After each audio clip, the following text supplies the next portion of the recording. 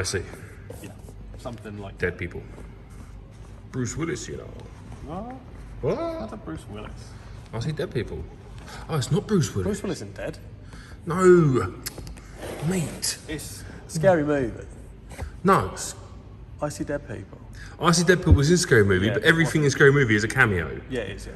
And it's a cameo of The Sixth Sense. I've never seen... Which has Bruce Willis in, you know. Bruce Willis. I don't think I've seen... I see dead people. Yeah.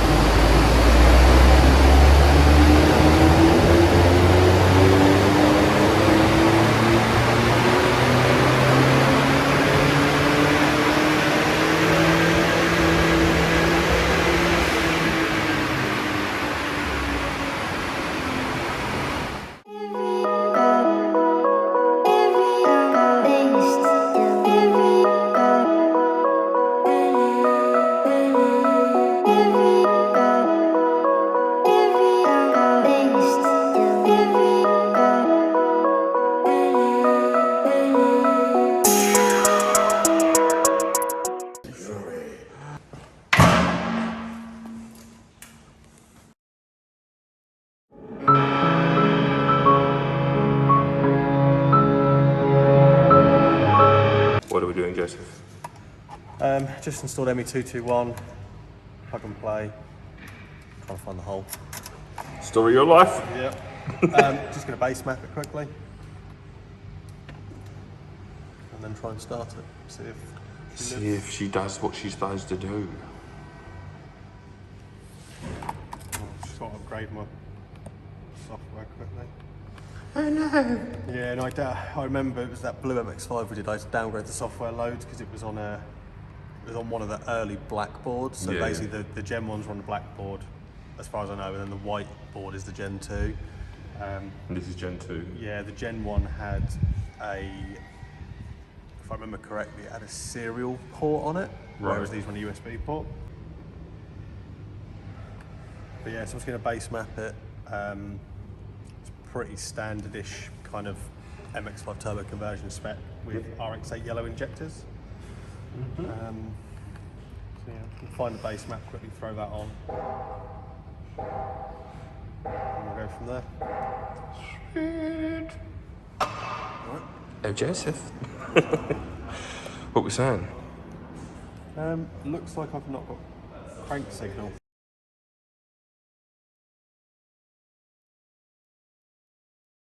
No crank signal? No. Crank sensor? It's running, so it's just gonna be configuration, I think. So I'm Okay.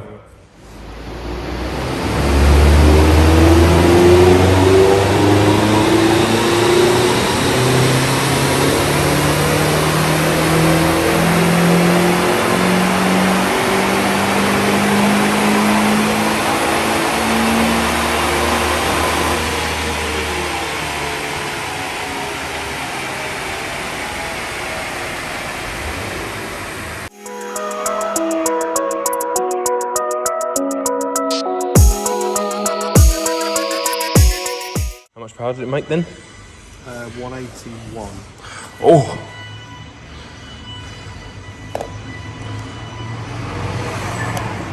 So basically, we're just going to check data. Done a first pull. Super rich. Yeah, you could see it. Yeah, super rich. Literally throwing the fuel out the back.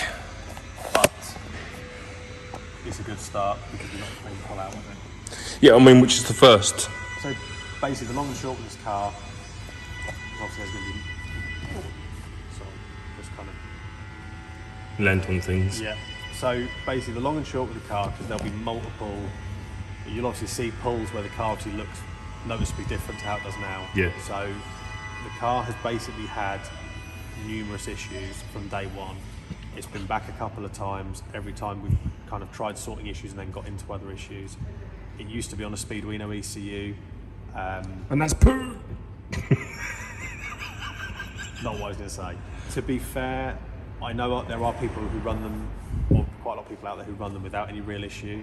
The biggest issue I see with them personally is because they're like a DIY ECU. People do mess them up. So you don't know the quality of the workmanship that's gone into them. However, I do know there's a lot of companies out there who do build them to a very high standard.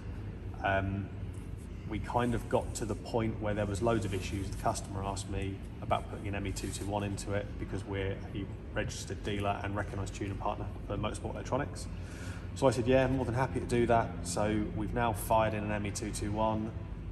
We've had to change a few bits because the people who installed the Speedwino previously had used a 36-1 crank trigger pattern rather than the standard NB pattern, etc. So different IAT sensors. So I've now made a boss up or made a new intermediate pipe because that was kind of poorly done, and fitted the correct IAT sensor for what this ECU uses, just so the scaling's correct. But we basically, I mean, like I said, there's been numerous issues.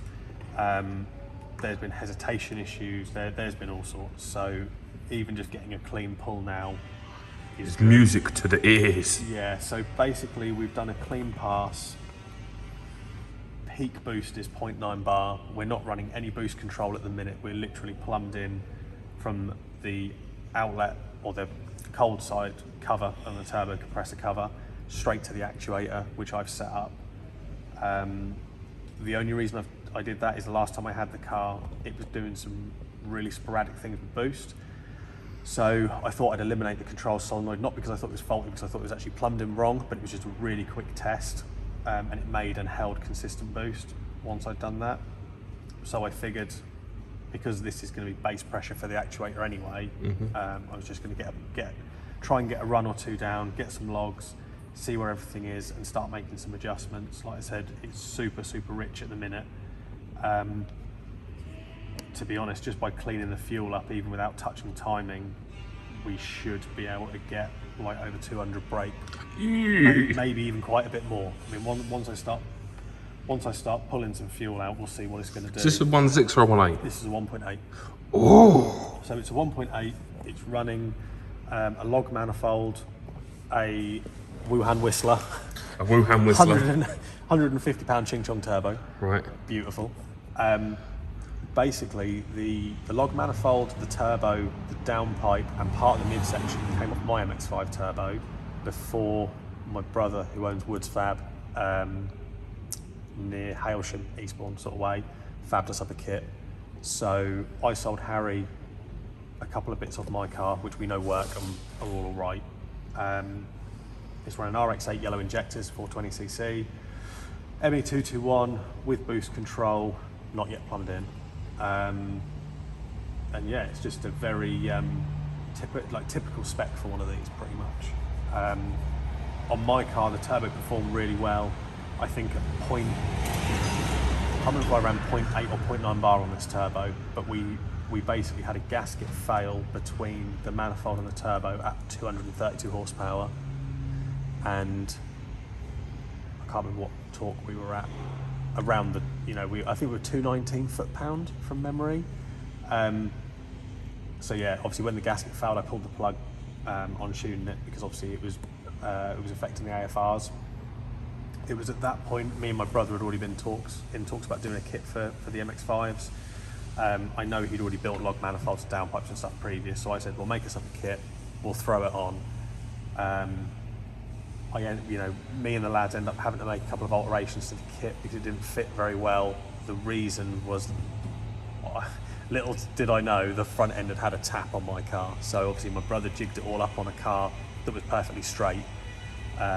So some slight adjustments needed to be made with hammers to kind of make things fit on my car, because obviously my car had been in a bit of a bender, which we didn't know about. Obviously, to be fair, the kit wasn't loads out. But like I said, it wasn't down to his workmanship, it was purely down to the fact that my car had a nudge on the front, which, like I said, I didn't know about, because if I did, we would have just built the kit on my car. Yourself a professional. Yeah, yeah, these things happen. Yeah. So I'm literally just trying to find what I'm looking for. Playing matrix codes. No, I'm just trying to find my marbles, and then once I find my marbles, they've shriveled up through lack of use. Yeah. Just AFR. AFR, right. So would you say AFRs were 8 point? So through the mid-range, we were pretty much 8.5 AFR flat. So Rich doesn't even come into it. There is no air, there is just fuel. There is just fuel, yeah. So I'm now going to go through, pull a load of fuel out. Not too much, but I'll just pull, I'll make some sensible but probably quite big changes. We'll run again. See where we go again? Yeah, just to see where we land. I mean, the fuel coming in to the run, the fuel coming in is richer than I would be,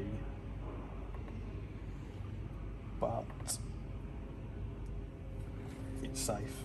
So I'm literally just want to tidy up the mid-range first. And go from I'll probably do a little bit at the beginning too.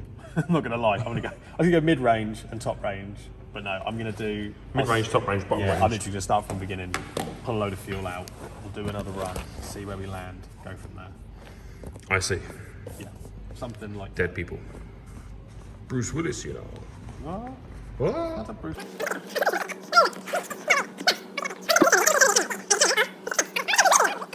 I don't think I've seen Sixth Sense. Neither have I just know that's where it's from. Okay.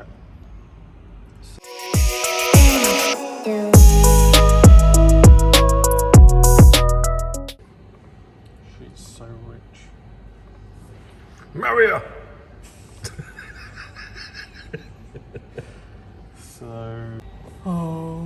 We're doing stuff. What stuff are we doing? Just pulling out fuel. Pulling out fuel? See, I don't like the sound of this. Well, in theory, you know what you could do? What? Just turn up the boost! Exactly. This is what I'm saying. Why put out fuel when you can increase pressure?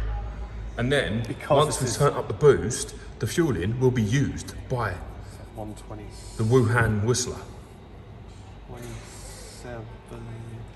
The only problem is, it's on stock rods. It's on stock rods? And they will bend. Sounds like a Harry problem. It does to a degree sound like Harry's problem, but it's also my problem if I'm sitting in the driver's seat tuning it when it goes bang. It's because fine. it's oil over my You dyno. haven't got to worry about it, mate. Jump out the driver's seat, put a brick on the pedal. But sorry, mate. Things happened. The bricks are responsible. Well, it's one of them. We're kind of going Harry's kind of given me what he's hoping for, roughly. Ooh. Are you going to divulge? Well, from the conversation's a bit hazy, if I'm honest, because we've spoke about a lot in a short amount of time. I think at this point Harry would be happy with just a functioning car, wouldn't he? I think he'd be happy with a car that runs safely, makes some power, and kind of gets him to modified nationals. I think that's. Oh, he's going for more than that, I mean, I'm aiming. I mean, I obviously told Harry when we finished my car, which was also a Mark 2.5, same as this. I was on Denso 550 injectors. Which are obviously slightly bigger, 130cc bigger. 130cc bigger. It's not slightly, it's quite a big difference. We finished up my car at 257 horsepower and 232 foot-pound, I think, from memory. It's decent from an MX5. It was good power. I mean, considering I was still on a stock fuel pump as well, I mean, we were starting to get to the point where I couldn't really push it any harder, because I wasn't looking to make any more torque, obviously, for safety, but I was looking to try and make as much horsepower as possible. While keeping the torque safe, just to kind of see what I could do. But it did have a stock fuel pump in it, which did stop me, and we kind of hit a point where it was like safe enough, so we pulled the plug. But I was making very respectable power out of it. So I would like to shoot for like 230. I think it's quite an achievable number. Obviously, if I can make more safely, I will. I believe. You reckon the injectors are going to limit you before the rods do? Probably not. I think the rods will be the limitation first. Yeah. Roughly, maybe. So what are these rods safe at? Depending on who you ask and depending on where you look, the figure is normally between 220 and 260 foot-pound. So if you don't go over 220-ish. The VVT engines are not as strong on the bottom end. And I believe it's the Mark 1. I think it's the short nose crank are the strongest, I believe. I'll be honest, with all the MX5 turbos I've mapped, I try and stay on the lower end of it. Yeah. Because at the end of the day, 220 to 260 foot-pound is quite, 40 foot-pound range is quite a big range of tolerance. Yeah. So I try and stay on the lower end of it, and in theory, should be all good. Yeah, all right. Well, I mean, just saying, with rods, 350 foot-pound, Well, if this had rods in it, I would not be worried at all. No, and it obviously. would pretty much be You a literally case just go of, until you run out of fuel. Yeah, be pretty much a case of run until I can't push any more safely. I think the pistons in these are good for about 350-ish. The turbo, from memory, is a 2867, obviously built from hybrid Chinesium. Yeah. So, but to be fair, it's not often I use cheap turbos, I'll be honest. I'm a bit of a Garrett guy. Fanboy. I wouldn't say fanboy, but I just like their turbos. I'm not a fan of the G series personally. Like the GTX line, Gen 2 ball bearing, they're always my turbo of choice. I have run Precisions before, but I made a mistake and went for journal bearing. Yeah. And obviously mixing that with quite a big turbo is not very good when you talk about lag. So in terms of percentages, roughly how much fuel do you reckon you're trimming out? Roughly. I know it's going to be different. Try to do across the some quick range, maths obviously. now. Probably 10% to start with. I'm glad it's 10%. Roughly. I Yeah. mean, I'm actually so I've just changed 66 on the VE tail down to 60. Okay. So, we're talking rough. Obviously, Yeah. I could make a global change, but I'm not going to, because my plan is literally, I'm going to basically hit and modify all the load sites I've touched through that pull, and then I'll start to see a pattern emerging of roughly what I'm taking out. I see. But to be really honest, I'm going to steady state this anyway, lower down. I literally just want, the thing is, I've obviously used quite a few of these ECUs. I know the base maps are very good and they're safe. Obviously, I've watched AFRs and knock boost levels the whole time I was doing the pull. Obviously, if something was going wrong, I'd jump out the pull. But it's one of those where I really just wanted to see, before I put loads of time in, to see if I can get a clean pull out of it. Once I've made these changes, I'm going to run it again, see where we're at fuel-wise. Then I'll probably jump in at some steady state to try and get the low end of things tied up until it starts really making any boost. Yeah. And then I'll come back to this later and do some part throttle stuff as well. That's kind of my roundabout plan. But the thing is, the car's just been issue after issue. I don't want to sink a load of time into it, then it has problems, and I've got to start from scratch again. Yeah. It's very clean, isn't it? It's to be fair, It's not a bad example, it's this. a pretty good looking MX5. Yeah, it does look nice. They all have rust issues because MX5. Japanese cars are not built for our climate. But it's a cool looking car. I mean, they're not really my bag, if I'm honest. I enjoy looking at them. I couldn't drive one daily. For those of you who aren't aware, I'm a generously proportioned gentleman. But even, I'm not being funny, even those people that aren't massively proportioned, do you know what I mean? They are just tall, which I am as well. You know, it's the perfect storm. They are a tiny car, but a lot of fun. That is the thing. I mean, I kind of regret not taking mine on a track day. Yeah, it'd have been a laugh. Just purely because it probably would have been quite decent around Snetterton. Well, they're good run a track in stock form, aren't they? More power's only going to help that. Yeah, well, I know. I mean, better brakes helps too, but... Yeah, I know a guy who races in the 1.6. I think it's the MX5 Cup he races in. And they do well. It's just obviously, why have little power when you can have loads of power? Well, it's about chassis setup, isn't it? I mean, these do handle like a go-kart. You know, Skyline's got loads of power, but I've been past them at Snetterton in an MX5. Yeah, okay, what I mean is, I don't mean it like, why have 200 horsepower when you can have 600 horsepower, but I mean, why have an MX5 that's 130 brake when you can have 250? When you can have 200 horsepower, and it just makes it a bit nicer. Well, the boost pulls it through the gears. I mean, that's where these are lacking, isn't they? It is, for track, it's lacking in straight line speed. You know, round the corners, they're brilliant little things. I think that's well known and documented. How good they are around the track, but it is straight line power where you do have the problems. No, which is why these turbo conversions are so common. One last change. Yeah, I'm done. Oh my god, let's go.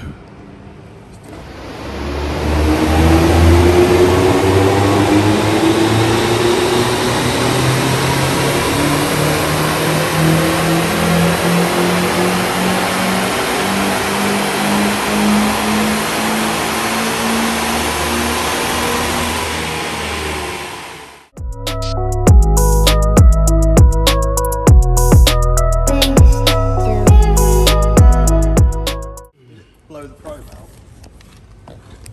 No, probe's still in. We've got a big problem then. Oh, So, basically... I mean, I can see the AFR on the dyno, Jesus Christ. Yeah, so it's basically... What the causing that? It looks like we're running lean, like ridiculously lean. So we've gone from ridiculously rich to ridiculously lean. Well, I think there's probably a air filter. I think that's the problem. Because that was telling me it was rich the whole time. Right, but it's Now not rich. we've used the probe on the dyno. That's saying basically we go into the run, and we're like, I just need to check my logs and see what boost I'm making at this RPM just to work out if the AFR is what I want or not. But it shouldn't be too far away from what I want, roughly.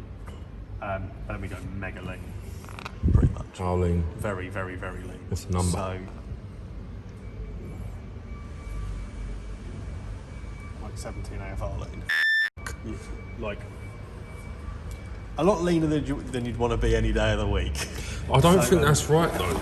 I don't think it's right, but if it's not blown the probe out, then there's got to be an issue somewhere. There's so much. It looks to me like fuel coming out the back. You sure it's fuel and not oil? I don't think it's enough to be oil, and it's the wrong colour. It's white, mate. What I'm going to do, I'm going to slam a load of fuel in up top. See if that combats. I So mean, what is it, the wideband telling you that it's... I mean, basically, I mean, what power did that make? 177, 179. So pretty consistent with the last run. Yeah, we're within 4 horsepower and 9 foot-pound. So it's reasonably consistent. Obviously, it's a bit hotter now because we've comfortably now. You know, Done a we're now run. starting to get into more pulls, but it's consistent. The AFRs as well on the gauge look better than last time, so the changes I'm making are working. The only thing that worries me now is the massive spike towards stupidly lean halfway through the run. yeah, so That's at basically peak boost as well, isn't it? yeah, I'm going to need to probably pull his lambda sensor, his wideband, calibrate it and stick it back in, and then go again and see what we got. Fair. Let's do it.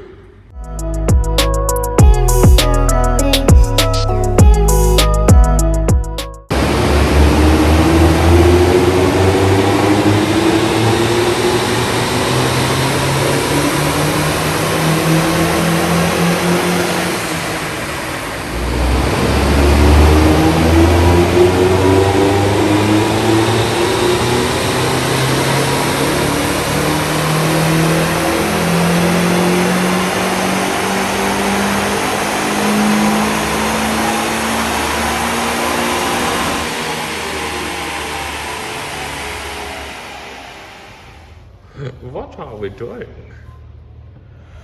Pulling our hair out a little bit. Yeah, well, I mean, this car's been a lot of that, though, hasn't it? Let's be honest. I had luscious locks like Ozzy Osbourne for it. Now my hair is running away from my face. Yeah, it's just been total grief. It looked like in a run it went drastically lean. Put one AFR. Yeah, basically, we had the... Yeah, one logger is saying it's really lean, the other one says it's really rich. So We've calibrated the wideband. yeah, so we've now calibrated it. We've done another run. We're still apparently rich. It kind of comes into the run reasonably nice. Like it needs a bit of work, but it's not too bad. So yeah, I'm just kind of working on that at the moment.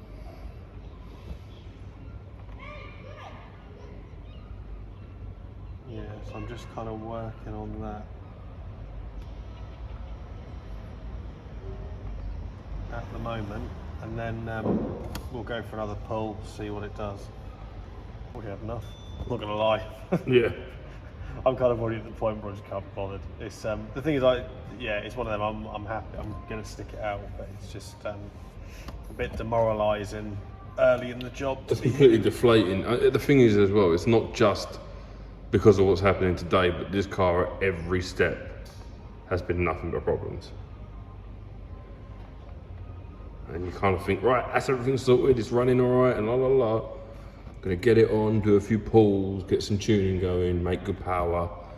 Customer's happy, we're happy, and then it's just, I just want to keep kicking you. Pretty much. Yeah. But we'll see. I'm gonna leave that where it is, I think. What's that? No, I'm just kind of, the problem is the data off these graph lines, I'm just quite jumpy, so you've got to kind of draw a line through the middle and get an work average. Out, yeah, roughly what it is. And I don't want to pull too much fuel out and make it go lean. It's not about having a lean bean. No. See, if that is right, then that AFR there is about good. So Yeah, but it's an if. There was an if in there. yeah, it's like I said, it's just trying to work it out. Probably when you've had a car, there's been a lot of issues. You second guess yourself. Again? Yeah, let me just save this. Yay!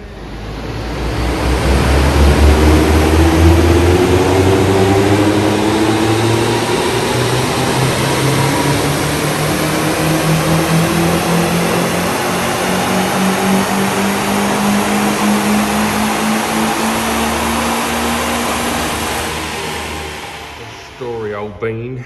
Let's have a look. We got no mystical smoke at the end of that run. There was a little bit, but not near as much. The car has quit vaping. Well, the changes I'm making are definitely having an effect on it. Yeah, I can see it from the power that it just pulled. But it's consistent. It's higher, like. No. No? No. dyno at the moment. Weather station. Yeah, weather station at the moment. So I had to put the correction factors in the same as the last run. Gotcha. So I reckon that there was really low barrel pressure and really low temperature, which isn't the case. Problem is it's just so spiky. It's like it's just like hard trying to work it out. Yeah. This is why I like using the AFR rig on the dyno. It's so it can be a little bit jumpy, but it's normally very smooth. Yeah. So it's really easy to work. Really easy to work with, because even when it jumps, the jumps aren't very big. Whereas this, you're going from like, I'll give you an example of 2 jumps back to back. 8.75 lambda. 14.62 lambda. 18.62 AFR, 14.62 AFR. So lean. 6 AFR points from excessively rich to excessively lean for where we are at 0.7 bar. So that's what I mean. It's just a bit yeah, but I mean, the thing is, I suppose it's reading all the highs and lows, and you've just got to try and take a mean average across the board of you and see. I suppose. For a specific rev period of like 250 RPM or something. So 3700 RPM is cool.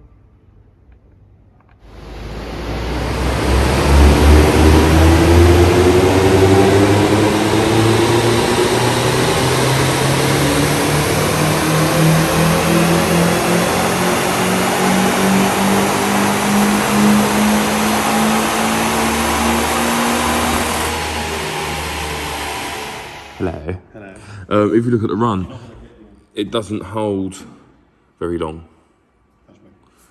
Well, the power. Oh yeah. You've got 750 RPM where you hold the flat, and then. Yeah, no, I know what you mean. Yeah, typically you'd be seeing a graph coming along and then dropping off, not to be fair, being a humpback. With these, it would normally stay climbing here. That's what I'm saying. So, I think it's going to be down to timing, potentially. It seems a bit weird. It's got boost, it's got fuel. Yeah, It's actually got quite a decent amount of timing in it. Yeah. Which is not doing very well. So time to install boost solenoid, and then do what? So. Your response was meant to be turn up the boost. No. Oh man, I'm not in the mood for it today. So we're going to plumb and boost solenoid. Probably going to ramp a little bit boosting down low. Just ramp a bit of juking down low to get it spooling faster. Throw some more timing in the top end. The graph's looking a bit sad at the minute. Yeah. Still a lot to be done. Dum dum dum dum. See what happens. Hopefully we have control and can make some more power. That might help Joseph feel a bit better.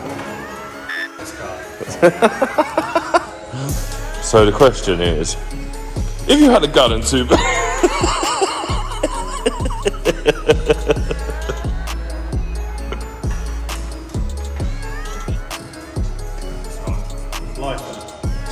Yeah.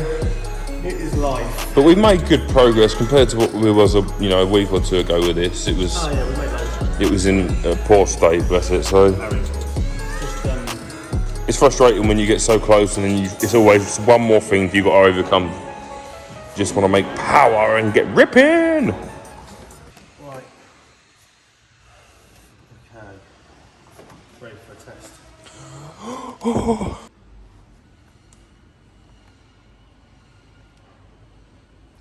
Turn it on, please.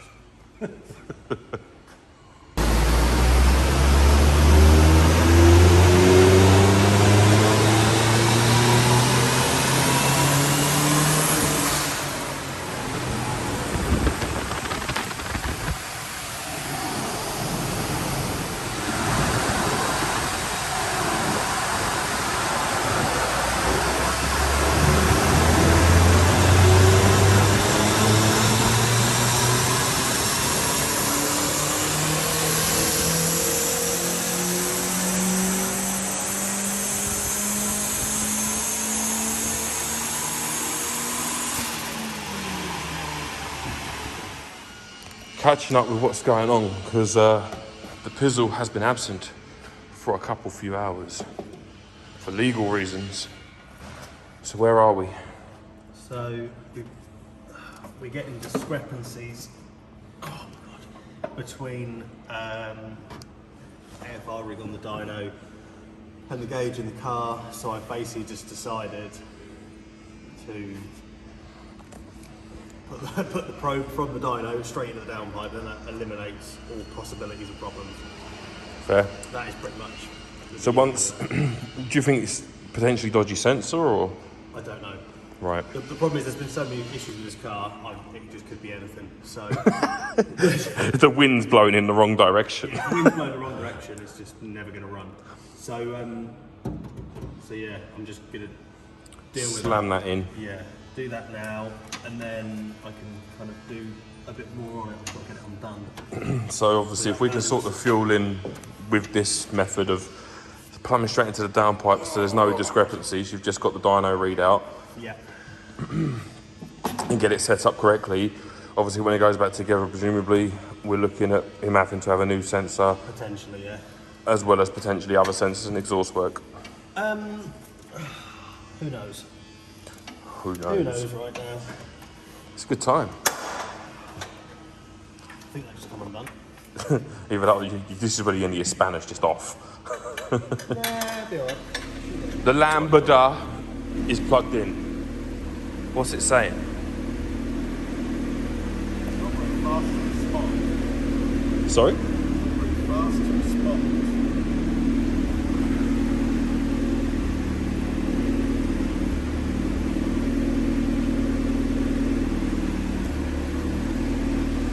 Well, it's all right where it is. Ready? Yeah, fan on, let's do it.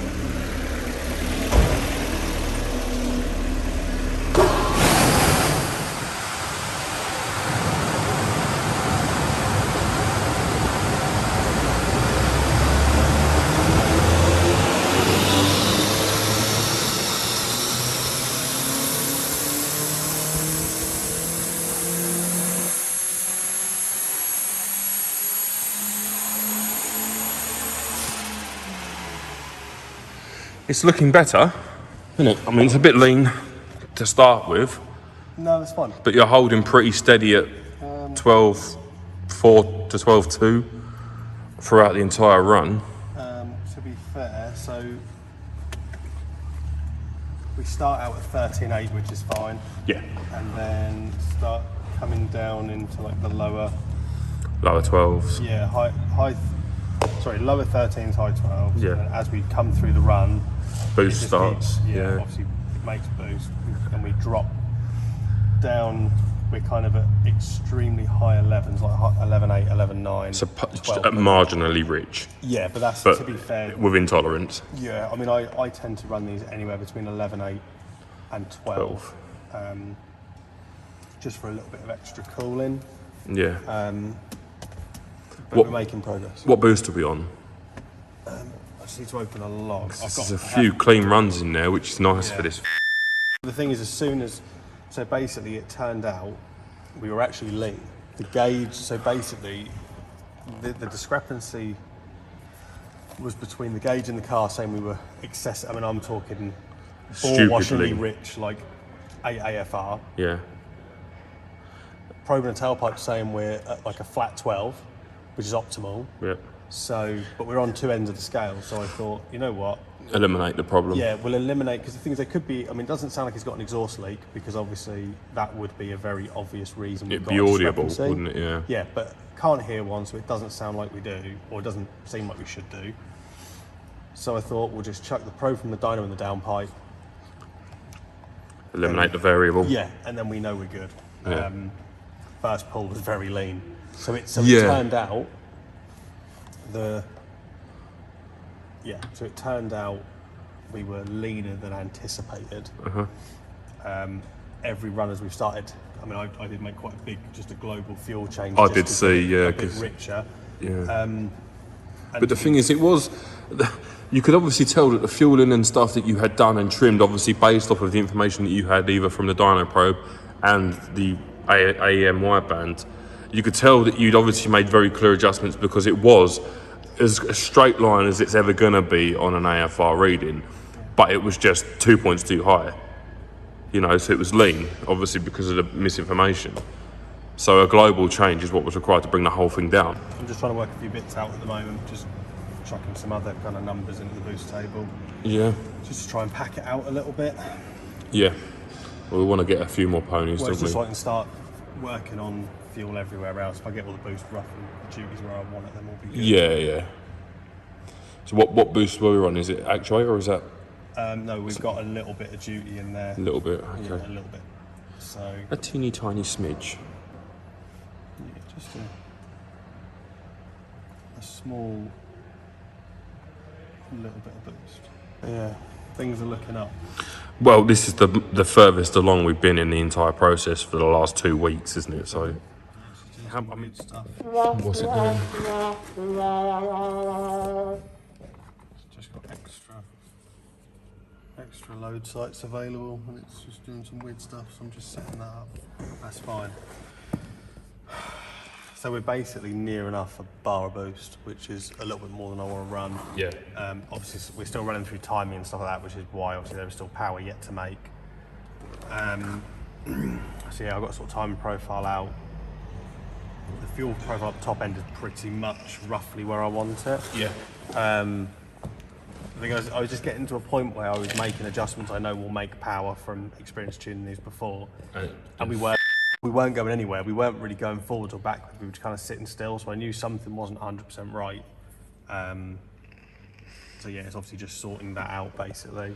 Oh, the light at the end of the tunnel was visible though. Well, yeah. I mean, our best run was about 208 horsepower, I think. So you're only really, I mean, we're only shooting for what, 20 odd more? 220, 230, something Yeah, like that. we're close. So, And it's steady and reliable, which is nice. yeah, so I've just basically got the fuel's pretty much where I want it. I'm just trimming the boost back a little, add some timing in. Yeah. Get the boost where you want it and then you can put Yeah, other factors into so bring that's the basically power what up. I'm trying to do. Is I'll leave the fuel as it is now because it's about right. Looks pretty spot on, yeah. There's just a dip I've got to trim up where it is weird. It dips lean. The graph doesn't change, but the AFR's dip lean to a high 10. So I've just got to check that out. But yeah, but leave fuel in, pull boost back, add timing in, and hopefully I'll kind of trade off. Where I trade off power with boost, I'll hopefully make it back and more with the timing. Yeah. That's the idea.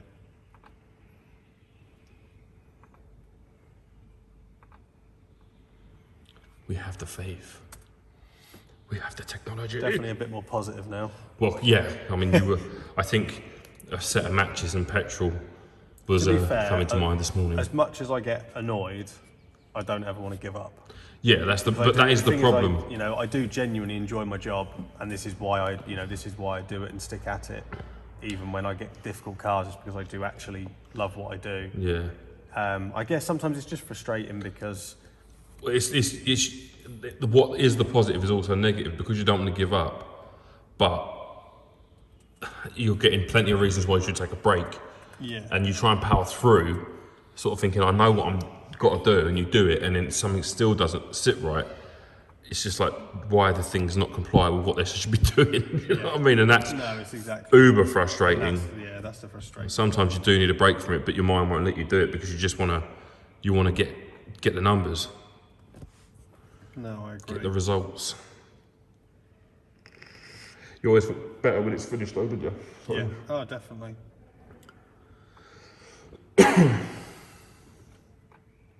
The Rona.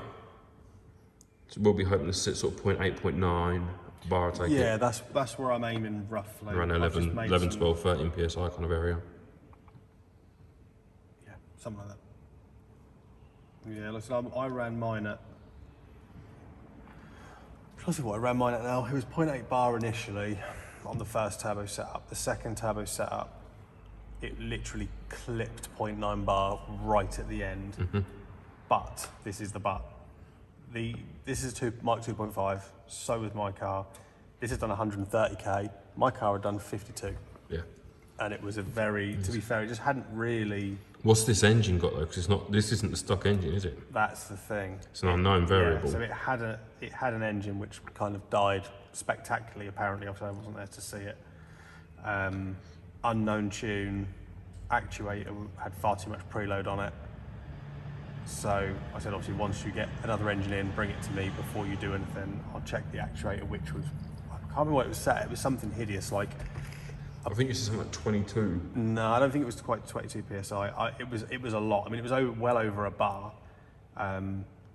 Obviously, depending on whose car it is, what they want, what it's got done to it, I tend to set these up anywhere between half a bar, so 7 psi, and a max of about 10.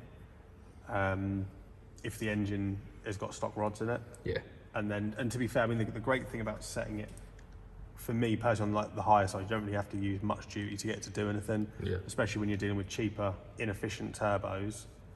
It's ideal. Yeah. But it just depends. I mean, some people want them safer than safe. So I'll go Lower. 7 psi preload on it and just play it from there. Yeah. So that's how I started out with mine, to be fair. And then with the second kit, I was like, nah, I'm done with being... Full send? Yeah, well, I wasn't done with being safe, but it was just one of them. I was like, nah, I'm just going to go 10 psi, start from there. Because we already had, I already had built a lot of the software up. Yeah. And it was running really good. So I thought, well, I'll turn it up on there, take any boost duty out I've already got, and kind of half start again. And made 257 brake. So... It's nice.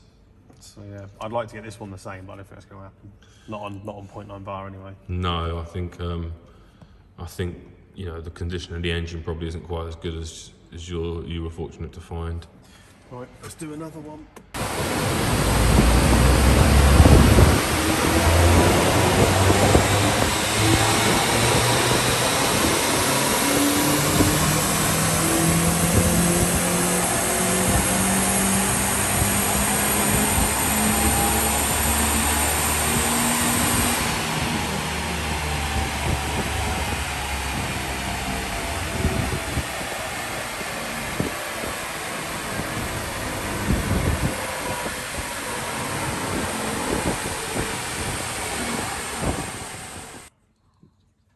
So, sorry, what you've pulled duty out is all, none of it. Yeah, it's a bit of an odd one. So, how much duty? Like 20%. Yeah, I pulled a sizable chunk out. And it's just done nothing. Yeah, and I was originally pulling it out just in the top end, but I'm now pulling it across the board. Because obviously if it's spinning up too fast down there, it might contribute up top, we'll see. But I'm going to take a break, it's far too hot now, intake temps are like mid-30s and they're not moving, so I'm going to take a break. Have a Kit Kat. Yeah, that's what I was going to say. So yeah, for now, we are done. Dun, dun, dun, dun. To be resumed in part 74.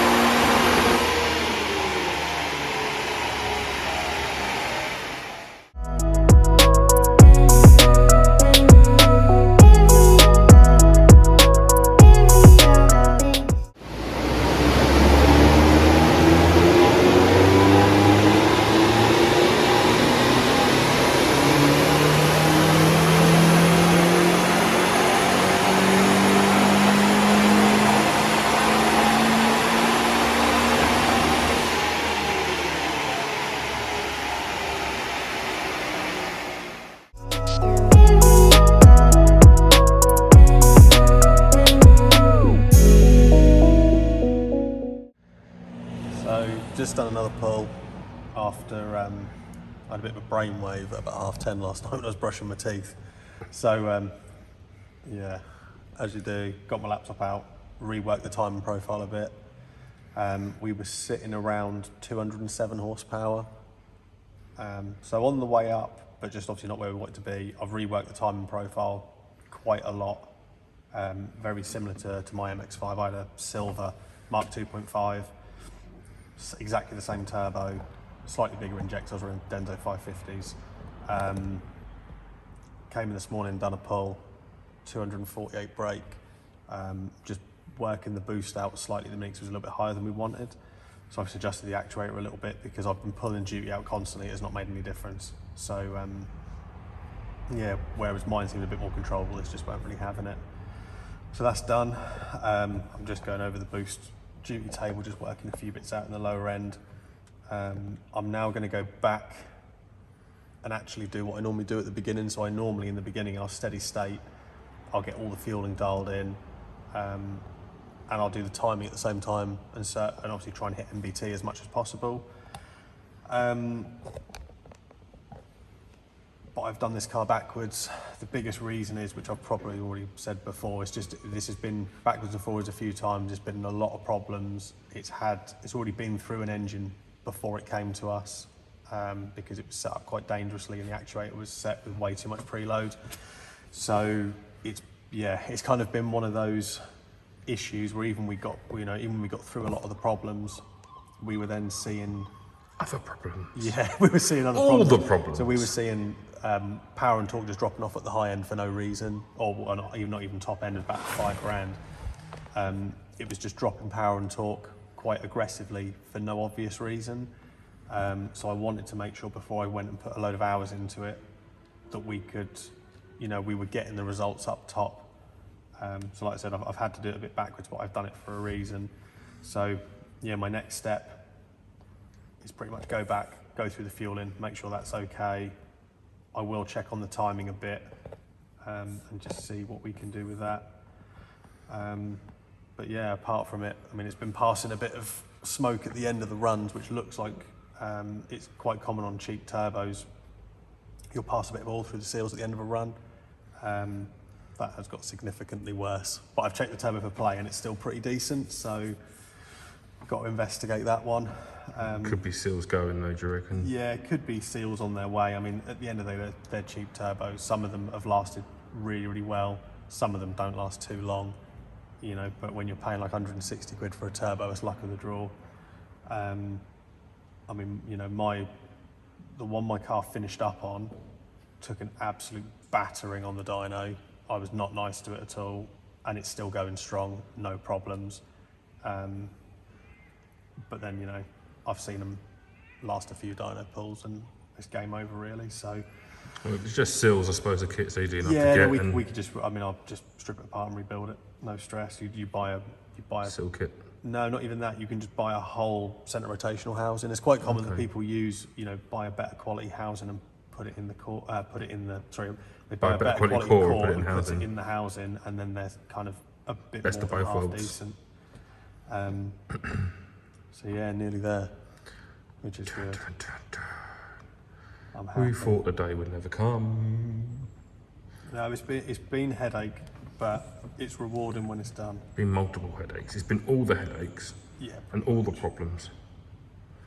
But So the now important question is, if you had a gun to